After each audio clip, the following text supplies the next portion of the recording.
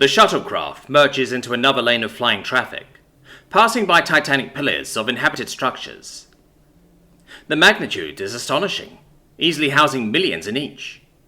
Even zipping between them at a blazing speed takes a while, before the space between gives the passengers a visual break, revealing stacked, glimmering grids of near-endless transport crafts of many makes and molds. After a standard half hour, the vehicle diverts off into a wall tunnel that leads right into one of the pillars.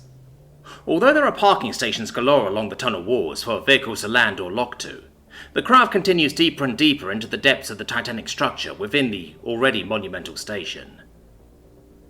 Simone reclines back, watching as the flashes of lights flicker by, becoming almost entranced with the hypnotic pattern.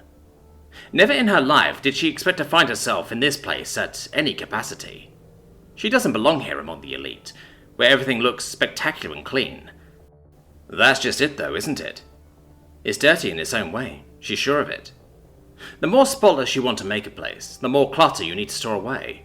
Then the more clutter you have, the more you're going to try to hide it, even if it means taking deals with devils or becoming one.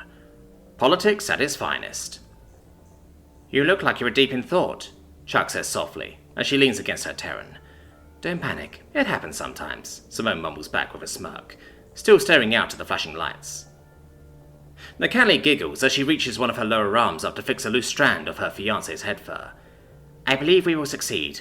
In all of this. I truly do, she says. Yeah? Simone responds. You bet, Nakali says, making the redhead chuckle and look down. Hey, that's my line. You must really be confident. Fitting, this is much more your wheelhouse. I'll do my best not to muck it up for you. Simone, I'm not confident because this is what I'm used to. That's not much of a factor if I'm to be completely honest. I'm confident because I have you here. The Terran's eyes tilt over to the Cali with a raised tuft. Really? After all we've been through, you genuinely think I'm that much of an asset here? I get lost in a heartbeat without a lens, and I'm not ever sure how to leave this station. My plan was to have us all make a plan when we got here. Let's be real here, Bo Peep. Not only do I stick out like an infected thumb, but I'm a complete fish out of water. Like you said, you're the only one in your element here, she points out, shrugging off the Callia's perceived attempt to comfort her. After a moment of considering her next words, Chuck takes hold of Simone's hand with hers. That's exactly what I'm counting on, she starts off, before pausing to emphasize her seriousness. I'm just another cog in this giant machine. It's trying to understand how to operate among them, but that's not what we're really here to do, is it?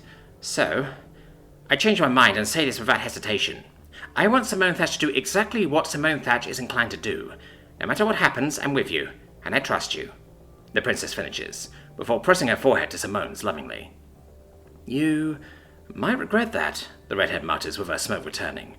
Remember the mess I made on Kamoy? Or Vapaparna? Oh, I do. I recall that those messes somehow got us another leap forward in achieving our goals. So mess away, love. I can't wait to see where we land next, Chuck says. Hate to interrupt you, love bugs, but looks like we're nearing our end point, Thor notifies, as he looks up from the front console. T-minus 2 standard minutes. Of course, Chuck nods, and she refocuses on her garb, ensuring that it is tidy. Although the security here is second to none, we cannot underestimate our foes. We'll secure the home base, don't you worry, Thorn assures. Simone looks back out the window to witness the exiting of the tunnel as they emerge into the very core of the massive pillar structure. It's almost too much to fully take in. What must be hundreds of thousands of rings upon rings, comprising stacked floors of commercial and public spaces, rises up and sinks below almost endlessly. Although distant and not much more than vague movements of specks, the Terran see species of nearly every kind intermingle and go about their lives. Predominantly those of central species, of course, but it's still more than the redhead has ever seen in a given moment. Simone can only see what must have been the inner rings around this navigational open core, and can only imagine how much more there is that isn't seen beyond the mostly windowed core.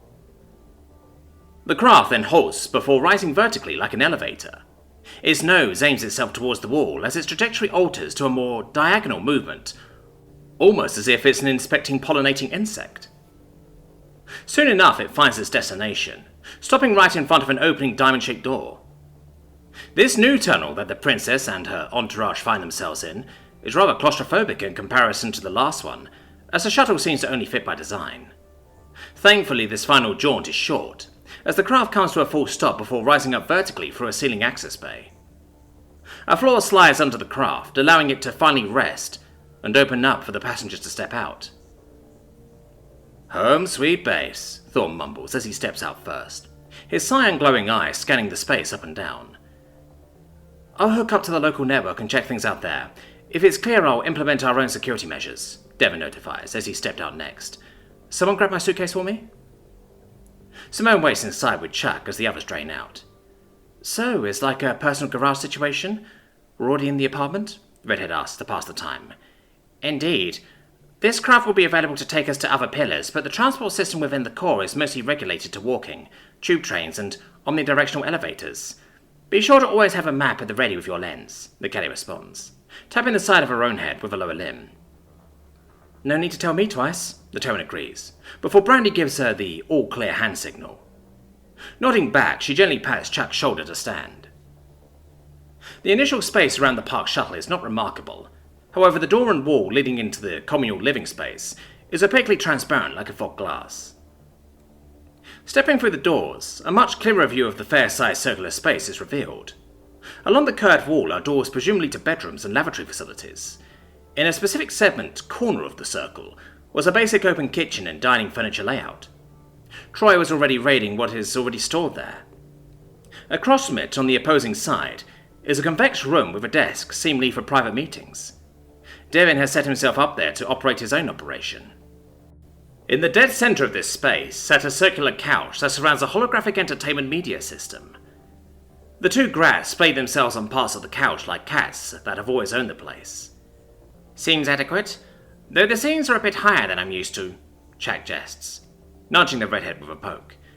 "I'm guessing this place is more of a jack of trades than the place we crashed in on Vapor. Not Cali-specific in mind, at least?" Simone asks, as they wander past the couch towards the back bedrooms for inspection. "Deathworlder class accommodations. I made sure to attain it with my current staff in mind," Chuck confirms, as the two walk into a bedroom, which is an open design with a lavatory space. It's complete with a larger-than-necessary U-shaped bed, clothing storage, floor tub, and private step-in toiletries. "Not bad. Almost wish the kids were here. They'd get a kick out of these beds," Simone says, as she falls back with her arms outstretched to give the cushioned sleep furniture a good old-fashioned test. To her surprise, instead of the more body-conforming material she's used to, it proves to be a much more springy gel-like substance. She allows herself to bob a bit as she stares up at the ceiling in thought, just now noticing the air smells of a tart fruit. It's rather pleasant, if not almost festive to the Terran's mind. "Oh, that's for certain. Perhaps they'll be able to come here with us one day," Chuck replies, as she lays herself down next to the Terran with much more grace and care. "Maybe. Though I doubt Jamie would be very welcomed," Simone points out. "Perhaps. But he would have a family here to protect him," the princess says, as she rolls to side-spoon Simone. "After we win, of course." The redhead continues to stare up at the ceiling for a moment longer before replying. "Hell yeah," she whispers with a small smile. Having nothing to do but decompress, they lay there together for what must have been over an hour before a notifying singing note gently rings out. "Someone's at the front door," Thorn calls out, unarmed. "Looks like a welcoming party." Chuck squeezes her Terran tightly before pushing herself off the bed and up into a standing position. "Inform them that I'll be right there." "And so it begins," the princess says, as she assumes her more dignified posture. "Care to join me, love?" she inquires as the Terran sits up. "Sure thing, but you might want to call it a bit with the love stuff, hun. Don't want people freaking out around you," Simone responds as she stands. Chuck turns and helps Simone once again straighten her uniform out. "I've come to a decision regarding that, actually. If you're open to it, I'd rather not downplay our relationship. I love you with the intention of marrying you, and I have no reason to even partially hide that fact," she says, as she reaches up to fix the Terran's fur once again. Simone lifts a night tuft, trying to cover from her cheek flushing red. "Really? You sure about that?" "Absolutely. Besides, I already declared my love for you on that conspiracy podcast. We'll be inundated with questions regardless, so might as well lay it out as it is. Certainly I will be judged, but at least it will keep the speculative rumours over the otherwise ambiguity to a minimum. We will, of course, keep Jamie's existence a secret until we feel it necessary to reveal him," Chuck says, as she takes hold of the Terran's face. "But what about your people? Shouldn't we at least pretend to show the possibility for you to traditionally assume the throne? The Cali are still central members, right? We need as much legitimacy as possible, right? Simone asks, a bit fluttered by the Callie's tender motions. I want this, Chuck nearly whispers, as she presses herself up against the Terran lovingly. No more running, and no more hiding. I've always pursued what I want, but this time I will stand for it, she adds, as she takes the Terran by the hips and kisses her. Pulling away slightly, Simone peeks through her nearly sealed eyes. I ever tell you that you somehow just keep getting hotter? She whispers in a growl. Oh, I must have you to thank for that. The more I'm around you, the more inspired I become, Chuck replies. Then we ought to be careful. We might make an infinite feedback loop and never get anything done, the redhead jokes. Were it so easy, the Callie utters, before giving her love another deep kiss and stepping away. Let's go. We have politicians to play nice with. Right, Simone affirms, as she clears her throat and follows. The two join up with Thorn and the Grat at the entrance door. Will you introduce us too? Mickey asks. Much important here, yes? It would be more than appropriate, Chuck confirms, before looking for two missing Terrans. Send him on a recon trip while Devon works his magic, Thorn assures, as if reading the Callic's mind. Oh, I see. Very well then. Shall we? Chuck says with a bounce. Nodding, Thorn takes lead and opens the door to a hallway with cushioned seats lining the walls. Standing from a resting position, a quadrupedal non-Deathworlder species presents themselves. Simone immediately recognizes them as a scaff, a large-headed, four-eyed arachnid amphibian species that more often hops than walks with their frog-esque rear legs and sharp blade-like front limbs. From the back of their shoulders, they have an additional pair of manipulator arms with 2 long digits each. Their mouth, consisting of 9 chelicerae-like structures, opens and produces a voice of incredibly rapid clicks. To Simone, it kind of resembles the effect of if she spoke through a spinning bladed fan. Greetings, Princess Chocolatamotaz. I am Queppy, your assigned diplomatic agent for your stay. It is my duty to arrange your proceedings. If there is any need to contact another official for business, or if you wish to participate in any delegation matters, you may declare so through me and I'll handle arrangements. Your service is appreciated, Queppy, but this is the first time that I'm aware of where the assigned agent has come in person to announce themselves. Tell me, why has this not been directed to me via message? The princess replies with a hint of sternness. The naturally hunched figure hops forward a bit, though the direct stares of the 4 imposing Deathworders does seem to cause a bit of nerves to surface. Well, you see, Princess, the Central Agency acknowledges the sensitive nature of your presence, and is preferring to keep correspondence with your name attached to it to a minimum. Of course, with said sensitive nature being a factor, I understand any scrutiny you may hold, so if you wish to verify my identity and legitimacy, I can send someone under your charge everything they'll need. Queppy offers, before its graspers tap the lens above his higher right eye. Please do so. You can send him the relevant information we'll need, Chuck responds, as she motions a lower arm towards Thorn. Already acquired everything necessary, ma'am. He is legit, the older Terran informs. Oh, excellent. Very well, Queppy. I'm certain that means we have the necessary contact information in order to call upon you once we are settled, Chuck lightly dismisses.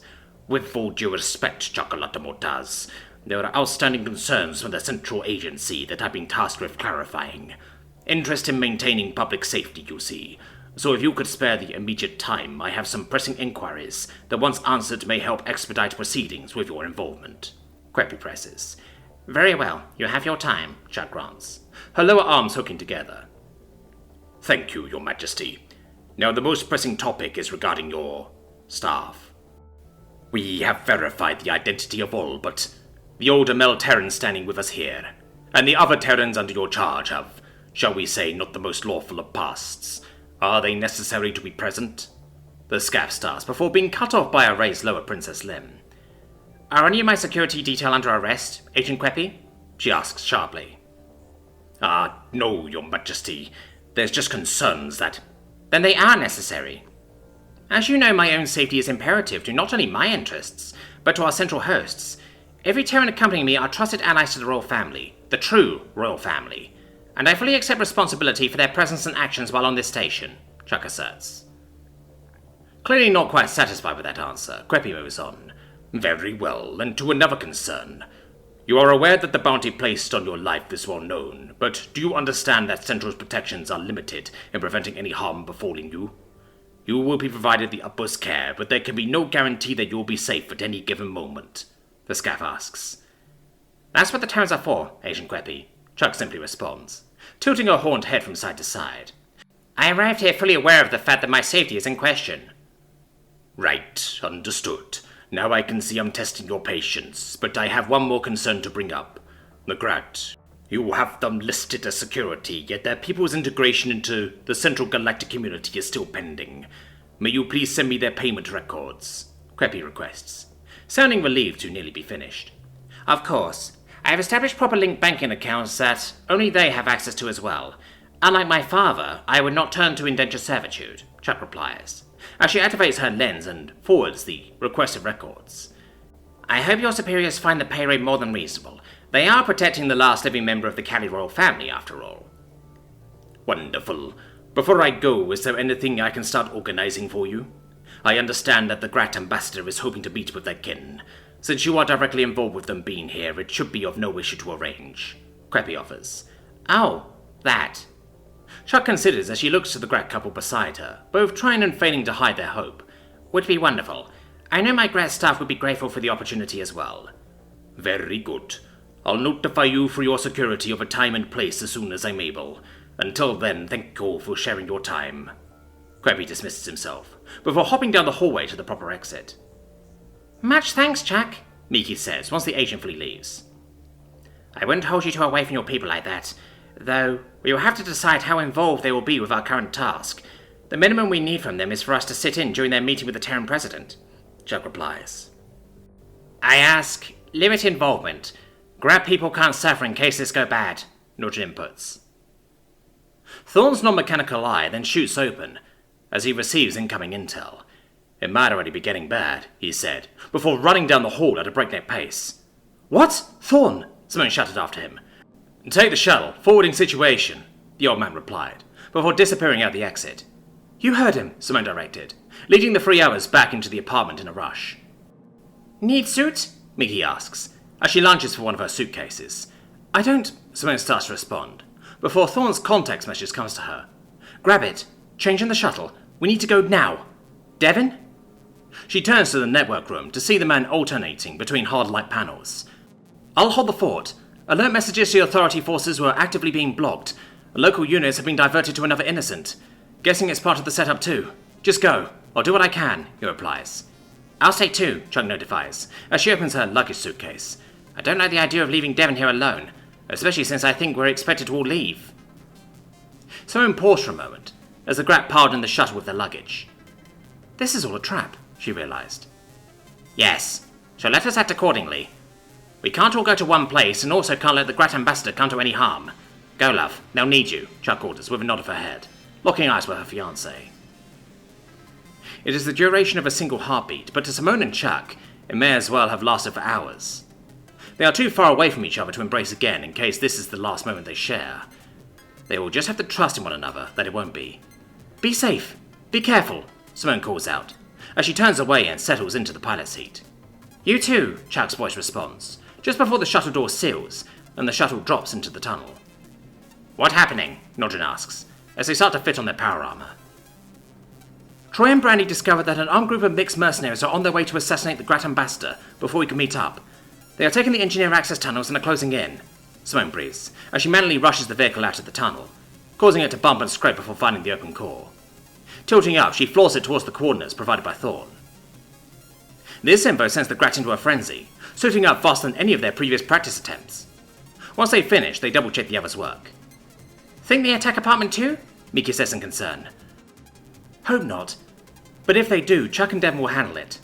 They'll handle it, Simone says, more to herself than the Grat. Get ready. We're going to dock a bit rough, she adds, before the vehicle shakes in a violent shudder. We dock already? Miki asks in confusion. Nope, Simone utters, before spinning the vehicle in a tight rotation as it descends towards its destination. However, this maneuver proves in vain, as whoever just landed on the shuttle stabs a red, superheated crystal blade through the roof. The Grat chitter in high-pitched growls as another blade comes down, unsure of what to do. Finally, at the correct ring floor, Simone grits her teeth at her incoming idea. Fuck! Hang on! Redhead bellows, as she twists the shuttle upside down and smashes the roof against the landing pad floor. The shuttle screeches in protest as it grinds in a course spin. The red blade carved their way back out in a violent thrash, along with the bastard that owned them. In a just one skip, the vehicle rolled up on its side as it came to a full stop. Dazed and bruised but otherwise fine, Simone presses down on the emergency override to force open the doors, which only manages to scrape open halfway. Thankfully, it's enough for even her large frame to slip out of. "Okay, Simone?" Nodrin speaks up. "Yeah. Regret not grabbing my suit, but here we are. Get out and see if that fucker is still kicking," she commands, as she orients herself in place. Without another word, the grass scurry out before her. "Alive and angry!" Miki shouts almost immediately. "Great," the Terran utters, before lifting herself out of the wreck's door. Standing with a haggard limp, a masculine-shaped Darth McFucknugget pushes through the inflicted damage towards the three. Miki's green tail and arm blades ignite, and she lunges from the high ground. The cyborg's arms ignite to meet hers, swiftly deflecting her initial attack, and slamming his leg into her side. Miki flies free from the impact and crashes into a nearby wall, leaving a significant dent before collapsing to the ground. Before the cyborg can take a step towards her, Nodrin is over her in a defensive stance with their purple blades to the ready. "Hey!" Simone shouts from atop the wreckage. "Who's behind that mask, huh? One of the other bitches I put down?" The cyborg surprisingly diverts his full attention to her, ignoring the grass existence. Miki thankfully seems to recover when Nodrin helps her back up. "Go guys, I got this one," Simone orders, as the cyborg starts to limp towards her position. "But," Nodrin starts before Miki tugs them to go. "Your ambassador needs you more than me," Simone reasons. "I put one of these fucks down before, I can do it again." "She doesn't have armor, dearest. We can't just leave," Nodrin speaks to their bondmate. "Trust her, love. The ambassador is too important, not just for our plan, but for the very stars themselves," Mika replies, through her pained, gritted teeth, as she pulls on Nodrin again. With another moment of hesitancy, Nodrin concedes and dashes away with their bondmate as fast as their augmenting power armor allows. Sighing in relief, Simone brandishes her hilt and erupts it to life in its emerald green. "It's over, fucknugget. I have the high ground," she announced with a smug toying grin. To this, the cyborg jogs forward in a thunderous kick with his least damaged leg at the overturned shuttle. With incredible force, the vehicle slides back and off the edge of the landing pad, descending down the core in corkscrewing spirals until it disappears from sight. With just enough of a reaction time, Simone leaps off to the side as the vehicle disappears from under her. She rolls as she hits the ground, and in a fluid motion sends herself back up into a standing position. "Okay, so not a prequel fan. That narrows it down," she jests, keeping her weapon's superior reach between her and the cyborg. Almost as if to amuse her, the opponent's arms click and separate into 4 narrower, crystal-bladed arms. "Dude, you can't do that. That's just fucking straight-up plagiarism," Simone scoffed in a near laugh, realizing her reach may now not mean a whole lot. No longer in the mood to prolong this engagement, the cyborg lurches forward.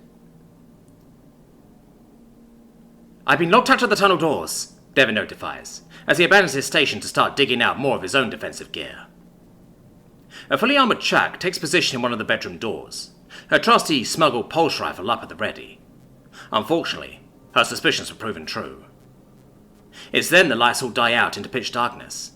However, her helmet system compensates for it immediately, allowing her to witness a single dark figure leap up from the shuttle tunnel and land right by the fogged wall and door. Cranking the pulse rifle output to its absolute max, Chuck readies herself for what's to come next. A silent message then comes to her from Devin to her lens. "Got eyes. If you're staying, I need you to cover me. Wait for the fireworks." "Understood. Not leaving," she responds. Devin, only having head and chest armor adorned, rolls out a handful of silent marble-sized balls towards the fogged door, as the dark figure breaks the lock. He then takes hold of a rectangular device with a grip in his right hand and readies himself. The fogged door is then easily forced open, granting access to a cloaked figure. "Surrender peacefully. No harm will befall you, princess," a clearly automated artificial feminine voice declares from the individual. Chuck's trigger claw twitches, but she keeps her composure and waits for her Terran companion to make the first move. The figure steps further in, taking notice of the marbles around them. With a gentle kick, she rolls one away to no effect. "You have been watching too much Terra media, princess," the automated voice speaks out again. Although there's no vocal inflections, the intruder actually seems amused by the childlike attempt to booby-trap the space.